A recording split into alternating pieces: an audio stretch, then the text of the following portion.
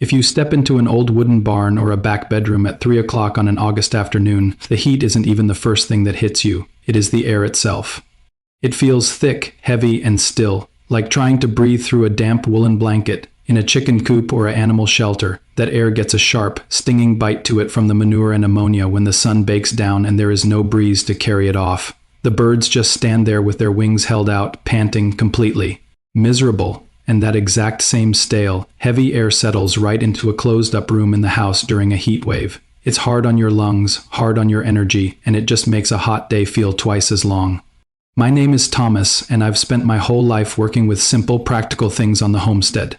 Today, I want to show you something that costs about $7, takes 15 minutes to put together, runs on nothing but a cup of water and a moving breeze, and does two jobs at once. It cools the incoming air down by several degrees, and this is the part most folks don't realize. It physically cleans that air at the exact same time. It pulls the dampness, the dust, and the sour odors right out of the room. It uses the exact same core material they put inside those fancy $300 air purifying machines, but sitting right in a simple tray for the cost of a cup of coffee. It uses a very specific kind of charcoal, damp with water, with air passing across it. I'm going to show you exactly what it is, why the physics behind it works, how to put it together in 15 minutes, and where to put it so it actually does the job. And I'm going to be entirely honest with you about what it will do and what it won't do, because there is a lot of foolishness talked about on the internet, and I would much rather you trust me than be impressed by me. There is also one vital safety rule you must know before you try this, and I will not skip it.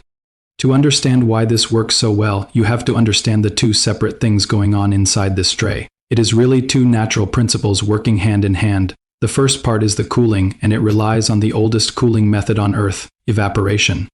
You already know how this works from your own body. When you work hard on a hot day and get to sweating, the moment a light breeze catches you, you feel an instant chill across your skin. That happens because water cannot change from a liquid into a vapor without taking thermal energy heat along with it. Heat gets trapped in the water. And when the water evaporates into the air, the heat leaves your body. Anytime you move air across a wet surface, the air coming off the other side comes out cooler than when it went in. That is why our grandparents used to hang a damp canvas sheet across an open window frame on hot summer afternoons. As the breeze blew through the wet fabric, it cooled the whole room down. Now, the second part of this tray is where the charcoal comes in, and this is what makes it truly special. The right kind of charcoal is the most porous material you will ever hold in your hands. If you took a piece of charcoal no bigger than a single walnut, and you could somehow unfold every tiny microscopic tunnel, passage, and crack running through it and lay them all out flat on the ground, that one little piece of charcoal would cover an entire room. It is riddled through and through like a tiny black sponge. That massive internal surface area does two incredible things.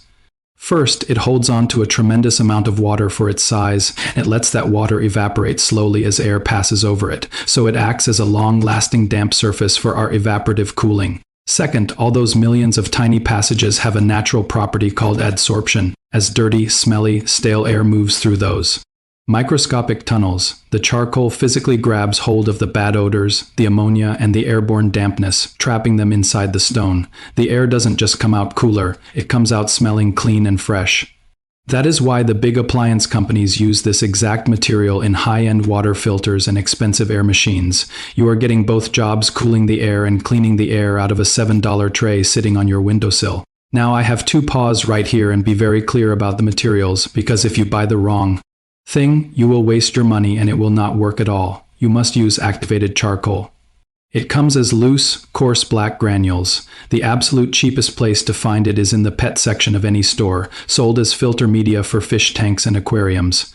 A bag of it runs anywhere from $5 to $8. You can also find it sold as horticultural charcoal for indoor potted plants. Either of those is the right thing.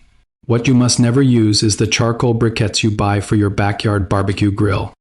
That is a completely different product. Grill briquettes are pressed together with chemical binders, starch, and coal dust. They are smooth on the inside. They do not have those millions of tiny microscopic passages, and if you get them wet and blow air across them, they will not cool the room and they will release unpleasant odors. Into your home, do not pick up a bag of barbecue charcoal expecting this to work. Look for the words activated charcoal on the bag, the loose, shiny black granules. That is the magic ingredient. Here is how you build the system. It takes less than 15 minutes from start to finish. You need a wide, shallow container. a metal baking pan, a plastic storage tray, or even an old shallow wooden box lined with a piece of plastic sheet to keep it from leaking. You don't want a deep bucket. You want something flat with plenty of open room on top so the breeze can sweep right across the charcoal. Spread your activated charcoal out in the bottom of the tray until you have a layer about an inch or two deep. You don't need a heavy mountain of it. You just need it spread out broad and wide so the moving air touches as much surface as possible. Next, you wet it down. Pour clean, cool water over the charcoal until every single granule is soaked through. Let it sit for 2 or 3 minutes so the tiny pores can drink their fill. Then, carefully tip the tray over the sink and pour off any extra water that pools at the bottom. You want the charcoal to be wet like a wrung-out sponge, damp clear through, but not floating in a puddle. Standing water blocks the air from reaching the charcoal's pores. Damp charcoal lets the air move through and carry the moisture away. Now comes the step that most people get wrong, so I want you to listen close. Placement is everything. If you set this tray on a coffee table in the middle of a hot, shut-up living room, it will do almost nothing for you. The cool air will just sit right above the tray, mix with the warm air, and disappear. You must place the tray directly at the intake where fresh outside air enters the space. Set it right on the windowsill of an open window where the afternoon breeze comes in, or right in front of a door vent. That way, every single cubic foot of air entering the room is forced to sweep directly across that damp, porous charcoal before it reaches you. If you have a natural cross breeze through your house, that breeze will drive the whole system for zero electricity. If the air is dead calm outside, a tiny 5-volt USB fan or a small solar-powered fan placed behind the tray will pull the breeze across the charcoal and multiply the cooling power dramatically. That is the difference between a useless trick and a working system. Tray, charcoal, water, set right at the breeze. Before we go any further, I promised you one vital safety point, and I will not skip it. Damp charcoal set in an open, breezy space, a bedroom with the window cracked, a workshop with an open door, or a chicken coop with vented eaves is completely safe. That is how it is designed to be used, and that is how you get all the cooling benefits. However, you must never put a large bed of damp charcoal inside a tiny, completely sealed room with no air movement and sit in there with the door shut tight. Because of the way activated charcoal attracts and holds gases, a large amount of wet charcoal trapped in a tiny airtight box can slowly absorb oxygen out of the stagnant air. So the rule is very simple, and it happens to be the exact same rule that makes the cooling work in the first place.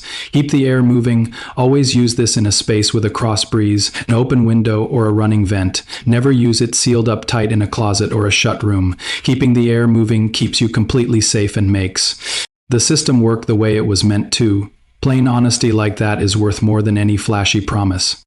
Now let's talk about where this simple setup really proves its worth, because it isn't meant to replace a 3-ton central air conditioner in a massive open concept house. Where this system earns its keep is in the places that suffer most in high summer: the stuffy back bedroom, the small workshop, the sick room, or out in the chicken coop and animal barn. A chicken coop in July is a brutal place. Birds don't have sweat glands like we do. They rely entirely on panting to shed heat.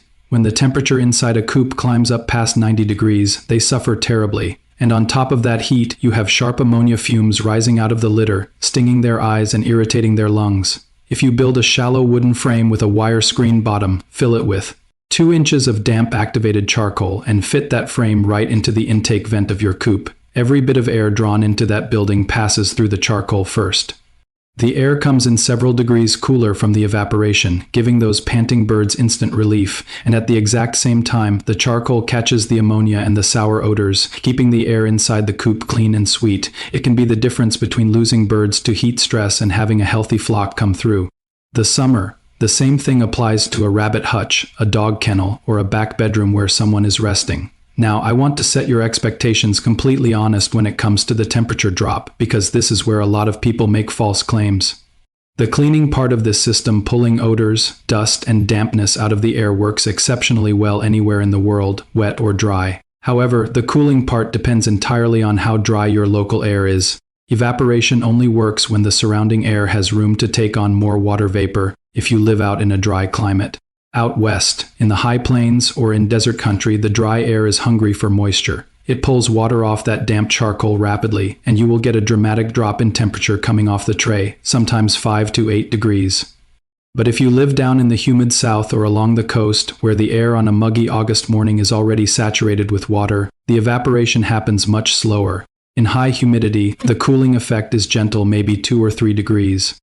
I won't tell you a $7 tray of wet rocks will turn a sticky Mississippi bedroom into a refrigerator, because it won't. But what it will do everywhere is strip the sour, heavy feel out of the air and make the breeze coming through that window feel crisp, clean, and noticeably fresher to breathe, knowing what a tool can do is.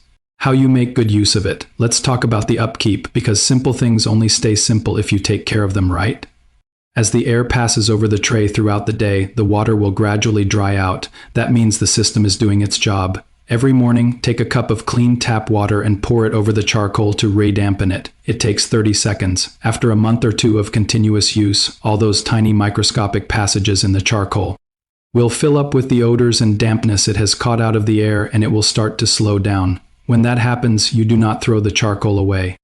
Instead, on a clear, sunny morning, take your tray outside and set it in the full direct sunlight for the day. The heat from the sun and the natural outdoor airflow will bake the trapped odors back out of the charcoal, clearing out all those microscopic tunnels and refreshing it completely. By evening, your $7 bag of charcoal is recharged and ready to go back to work for another month or two. A single bag of activated charcoal, ray-wet daily and set in the sun once a month, will easily last you through the entire hot season. When you step back and look at it, this simple tray represents something much bigger than just staying comfortable on a hot day. Think about how our modern world approaches air quality. The big manufacturers want to sell you a $400 plastic box that hums in the corner, and then they want you to pay $40 every 3 months for a replacement filter cartridge. Those machines work fine, but they are designed to keep you dependent on buying something new over and over again. And the funny thing is, if you open up one of those expensive replacement filter cartridges, do you know what you find inside? The exact same activated charcoal that is sitting in your $7 tray. They take a simple natural material, put it inside a branded plastic shell, and sell it back to you at a massive markup. You don't need the plastic box, and you don't need the subscription. You can buy the raw material loose for a few dollars, put it in a simple tray at your window, re-wet it with tap water, and clean it in the sun for free. The knowledge isn't hidden because it doesn't work. It's quiet because quiet things don't make companies millions of dollars. The expensive solutions shout at you from commercials. The simple solutions just sit on the windowsill and get the job done. A person who knows how to keep their living space cool and clean using a tray of wet charcoal and a window breeze is someone who doesn't have to panic when the power grid stutters or the electric bill arrives. That kind of practical self-reliance is worth more than any fancy gadget you can buy, so here is what I encourage you to do. This week, go down to the pet section or the garden aisle. Get yourself a $5 bag of loose activated charcoal granules. Spread them in a shallow tray, wet them down, and set that tray right in the window where your afternoon breeze comes through. Try it in your bedroom, out in the workshop, or in your animal shelter. Tell me in the comments below where you're planning to set yours up. And if you live down in a muggy, humid area, write back and let me know how the air feels coming off that tray. I read every single comment, and hearing how these simple methods work on your home places is the best part of doing this. Next time, since we were talking about keeping animal shelters and outbuildings comfortable, I'm going to show you how our grandparents built a completely passive, zero electricity ground cooling pipe that pulls 55-degree air straight out of the earth and pushes it right into a cellar or barn all summer long. It takes a few feet of drain pipe and a shovel, and it works as long as the earth stays cool. Until then, keep your windows open, keep the air moving, and let the simple things do the heavy lifting.